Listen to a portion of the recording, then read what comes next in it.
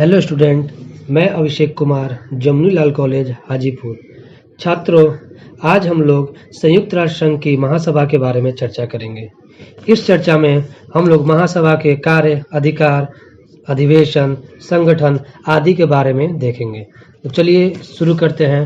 महासभा संयुक्त राष्ट्र संघ के प्रमुख अंगों में सबसे महत्वपूर्ण अंग महासभा है। यह राष्ट्रों की समानता के सिद्धांत पर संचालित होती है।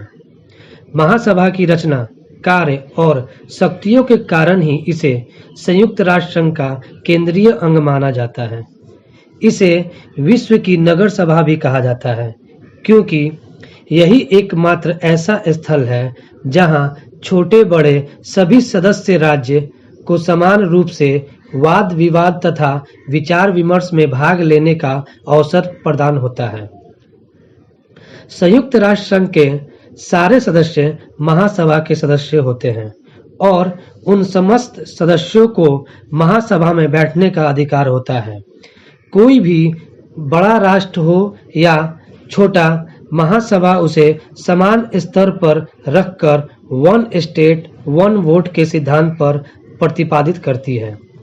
महासभा का मूल उद्देश्य अंतर्राष्ट्रीय शांति और सुरक्षा की आधारशिला को मजबूत करना है। आगे छात्रों, हम इसके अधिवेशन के बारे में देखते हैं।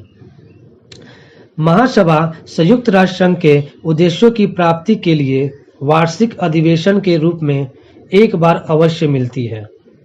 वह अधिवेशन आमतौर से सितंबर माह में होता है।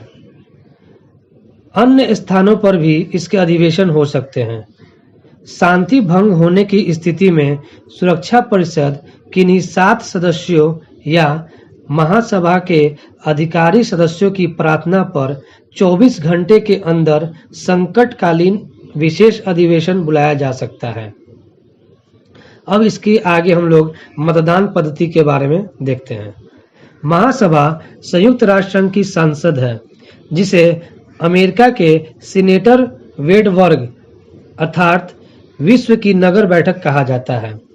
अतः एक राजनयिक मंच के रूप में विश्व के विभिन्न मामलों पर महासभा की मतदान पद्धति महत्वपूर्ण स्थान रखती है।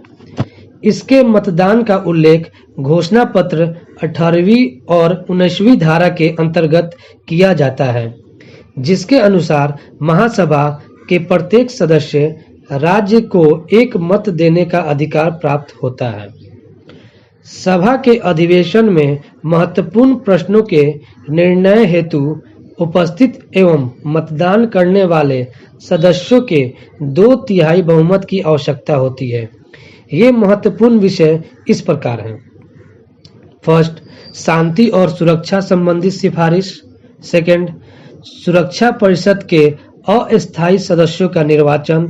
थर्ड, आर्थिक एवं सामाजिक परिषद के सदस्यों का निर्वाचन। 4, संयुक्त राष्ट्र में नए सदस्यों का प्रवेश। 5, सदस्यता के अधिकारों एवं विशेष अधिकारों का निलंबन। 6, संरक्षण एवं बजट के विषय। अन्य विषयों पर निर्णय साधारण बहुमत से किया जाता है। अगर कोई सदस्य राज्य अपना निर्धारित अंशदान 2 वर्षों तक लगातार नहीं करता, तब वह मत देने के अधिकार से वंचित हो जाता है। आगे हम महासभा के सभापति और उप सभापति के बारे में देखते हैं। महासभा अपने प्रत्येक अधिवेशन में एक सभापति एवं 7 उप सभापति का चुनाव करती है। चार्टर की धारा 21 के अनुसार सभापति का चुनाव होता है, जिसमें ख्याति प्राप्त लोगों को ध्यान में रखा जाता है। सभापति का पदनाम अंतर्राष्ट्रीय जगत में विभिन्न क्षेत्रों में बदलता रहता है। आगे हम अब देखते हैं महासभा का संगठन। महासभा अपने कार्य पद्धति नियमों की रचना स्वयं करती है। वह अपने कार्यों के सार्वजनिक स्वरूप के लिए नियम स्वयं बनाती है। यह सभा अपने सहायक अंगों अर्थात विभिन्न समितियों की स्थापना भी स्वयं करती है। आगे हम महासभा के समितियों के बारे में चर्चा करते हैं। महासभा अपने कार्यों का संपादन समितियों के माध्यम से करती है। ये समितियां बहुत तरह की होती हैं, जैसे पहला, प्रमुख समितियां। इसके अंतर्गत 6 अन्य प्रकार की समितियां होती हैं। 1. राजनीतिक व सुरक्षा समिति। 2. आर्थिक एवं वित्तीय समिति। 3. सामाजिक, मानवीय एवं सांस्कृतिक समिति। 4. प्रन्यास समिति। 5. प्रशासनात्मक एवं आय व्यय समिति। 6. कानूनी समिति। नेक्स्ट, प्रक्रियात्मक समिति। ये समितियां भी 2 प्रकार की होती है। पहला, सामान्य समिति। इसके अंतर्गत महासभा के प्रधान, 13 उप प्रधान एवं 7 मुख्य समितियों के अध्यक्ष होते हैं। इस समिति का मुख्य कार्य महासभा के अधिवेशन के समय उसकी क्रियाकलापों को सुचारू रूप से चलाना है। सेकंड, प्रमाण पत्र समिति। यह समिति प्रतिनिधियों के प्रमाण पत्रों की जांच पड़ताल करती है। थर्ड, स्थायी समिति। इस समिति में भी 2 प्रकार के समितियां होती हैं। पहला, प्रशासन एवं आवश्यक परामर्श समिति। सेकंड, अंशदान समिति। 4. तटस्थ समिति। महासभा इन तटस्थ समितियों का निर्माण समय समय पर अपने विशिष्ट उद्देश्यों की पूर्ति के लिए करती है। अब महासभा की समितियों की चर्चा के बाद हम लोग महासभा के अधिकार एवं कार्यों की चर्चा करेंगे। महासभा का कार्य क्षेत्र अत्यंत व्यापक है। विश्व शांति एवं मानव कल्याण संबंधी सारे प्रश्न इसके ही क्षेत्राधिकार में आते हैं। केल्सन का कहना है कि कोई भी अंतर्राष्ट्रीय विषय ऐसा नहीं है जिस पर यह सभा सिफारिश नहीं कर सकती। यह सभा विश्व के सारे महत्वपूर्ण विषयों पर वाद विवाद कर सकती है। आगे इस सभा के महत्वपूर्ण कार्य हम इस प्रकार देखेंगे। पहला, अंतर्राष्ट्रीय शांति और सुरक्षा स्थापना।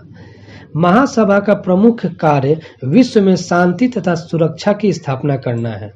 इसके अंतर्गत महासभा अनेक प्रकार के कार्य करती है, जैसे निशस्त्रीकरण तथा शस्त्र नियंत्रण के सिद्धांत बनाना, अंतर्राष्ट्रीय शांति तथा सुरक्षा बनाए रखने के सहयोग में सामान्य सिद्धांत बनाना, संयुक्त राष्ट्र संघ के सदस्य तथा अन्य किसी भी राज्य द्वारा उसके समक्ष प्रस्तुत किए गए सुरक्षा तथा शांति की समस्या पर विचार करना, संघ के विभिन्न अंगों की शक्तियों तथा कार्यों से संबंधित प्रश्नों पर विचार करना इत्यादि। सेकेंड, विभिन्न प्रमुख नियुक्तियां। महासभा सुरक्षा परिषद के अस्थायी सदस्यों, आर्थिक तथा सामाजिक परिषद के सदस्यों, अंतर्राष्ट्रीय न्यायालय के न्यायाधीशों तथा सुरक्षा परिषद की सिफारिश पर महासचिव की नियुक्ति करना आदि कार्य करती है। थर्ड, वार्षिक प्रतिवेदन पर विचार करना। चार्टर की धारा 15 के अनुसार महासभा सुरक्षा परिषद तथा अन्य अंगों के वार्षिक प्रतिवेदन पर विचार करती है, क्योंकि संयुक्त राष्ट्र संघ का प्रत्येक अंग महासभा के सामने अपने कार्यों का एक वार्षिक प्रतिवेदन प्रस्तुत करता है और महासभा इन सारे प्रतिवेदनों पर विचार विमर्श करती है। 4. अंतर्राष्ट्रीय आर्थिक एवं सामाजिक सहयोग। महासभा राजनीतिक, आर्थिक, सामाजिक, शैक्षणिक और स्वास्थ्य संबंधी क्षेत्रों में सहयोग दे सकती है। साथ ही जाति, लिंग, भाषा, धर्म आदि का भेदभाव किए बिना समाज को मानव अधिकार और मौलिक स्वतंत्रताएं दिलाने में सहायता कर सकती है। 5.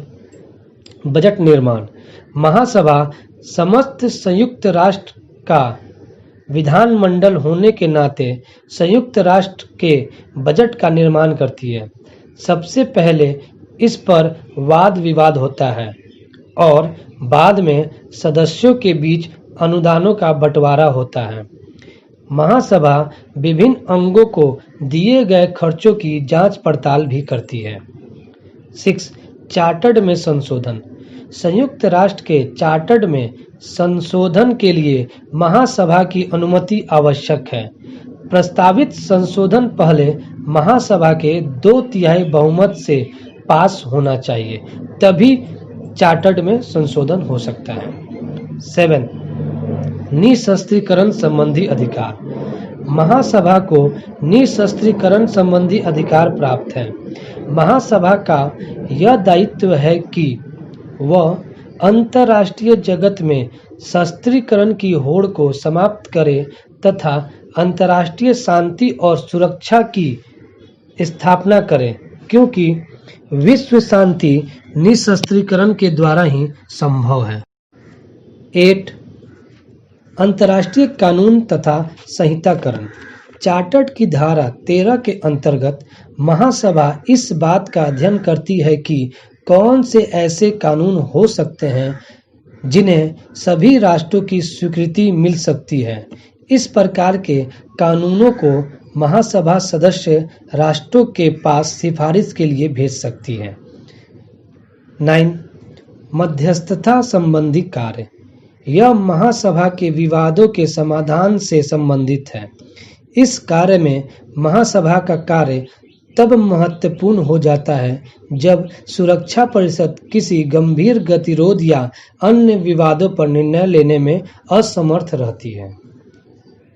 10.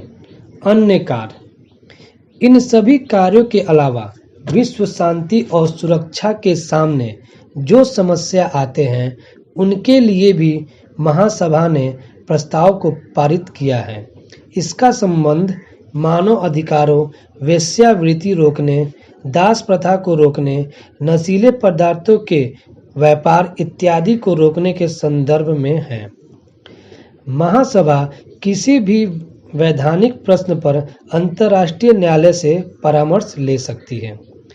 यहाँ तक छात्रों, हम लोगों ने महासभा के कार्य और अधिकारों के बारे में चर्चा की है। आगे हम ये देखते हैं कि महासभा के महत्व में वृद्धि के क्या-क्या कारण हैं। आज सुरक्षा परिषद की तुलना में महासभा का महत्व दिनों दिन बढ़ता जा रहा है, जिसके लिए महत्वपूर्ण कारण का विशेष योगदान रहा है। महासभा एक अच्छा सार्वजनिक सभा स्थल है जो विश्व की समस्याओं पर विचार विमर्श के लिए एक न्यायालय का रूप धारण कर लिया है। संयुक्त राष्ट्र के सदस्य विश्व जनमत को अपने पक्ष में करने के लिए महासभा को सुरक्षा परिषद की तुलना में अधिक उपयुक्त समझने लगे हैं। शांति के लिए एकता प्रस्तावित होने के बाद महासभा का नैतिक स्तर बढ़ गया है। इसके कारण वह सामूहिक सुरक्षा और निशस्त्रीकरण के विषय में अधिक रुचि लेने लगे हैं। महासभा की संकटकालीन सेना ने भी इसके महत्व को बढ़ा दिया है। महासभा के अधिकारों ने भी इसकी शक्तियों में वृद्धि कर दी है। स्थायी सदस्यों के मतभेद और सुरक्षा परिषद के उनके निषेधाधिकार के प्रयोग के कारण इसकी लोकप्रियता दिनों दिन आज बढ़ने लगी है। महासभा में छोटे छोटे विकासशील राष्ट्रों की आवाज अब और बुलंद होने लगी है। अब अंत में हम लोग महासभा के निष्कर्ष को देखते हैं। महासभा को आधुनिक विश्व का उन्मुक्त अंतःकरण कहा जाता है। स्लीचर के अनुसार महासभा की प्रतिष्ठा दिन प्रतिदिन बढ़ती जा रही है। आगे गुडरिच ने कहा है कि महासभा एक सार्वजनिक सभा स्थल ही नहीं बल्कि उसने अपने आप को निर्णय लेने योग्य भी प्रमाणित कर दिया है। विश्व शांति और सुरक्षा को स्थापित करने में भी इसने महत्वपूर्ण योगदान दिया है। संक्षेप में हम यह कह सकते हैं कि महासभा के महत्व, प्रभाव और शक्ति में विस्तार हुआ है। इस प्रकार छात्रों, हम लोग संयुक्त राष्ट्र संघ के महासभा के सभी कार्यों और अधिकारों के बारे में आसानी से जान सकते हैं।